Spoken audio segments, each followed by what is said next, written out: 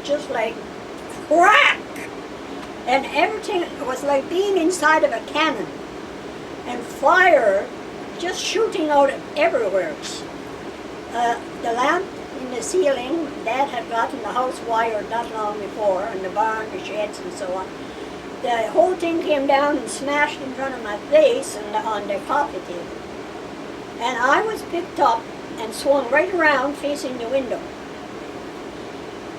And it all happened so fast, and I looked at the stairs, which was in front of me, from where I sat in the parlor, and there was smoke coming down the stairs. So I thought, my goodness, it's on fire upstairs. I better get out of here and help get the kids out, get everybody out. So I got up, and it all happened so fast, and the electricity went through me. I felt it like, like a sharp burning feeling. And I got up, and I thought, if I don't fall down, I'm not dead.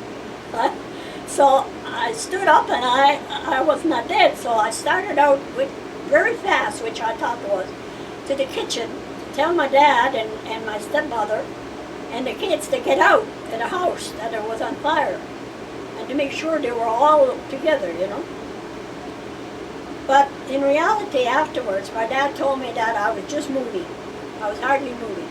But when I got into the kitchen, like you went through a doorway and the dining room and then the kitchen, my dad had the range top open, and he was pouring mud in the stove because he had made a little fire because it was cool in the kitchen. And he was putting out the fire with, he thought it was water, but it was actually mud. And what it was is that he had pumped up, the well was down under the shed, and we had a hand pump, and he had pumped up water, but mud came with it because the lightning had stirred up everything. And I said, get out, where are the children? Get out, the house is on fire.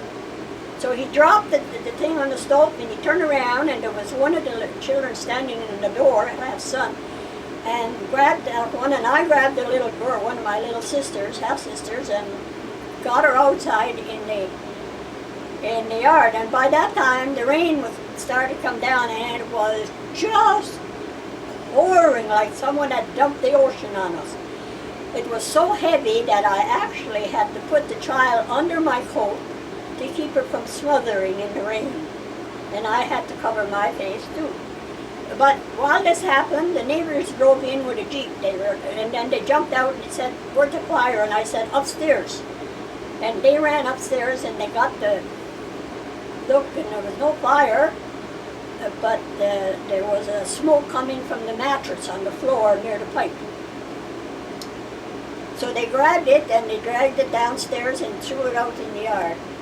And that thing smoldered for a long time. The lightning fire is hard to kill, I guess. But the lightning had gone through the mattress and made a big hole and set it on fire. Well, after the rain stopped,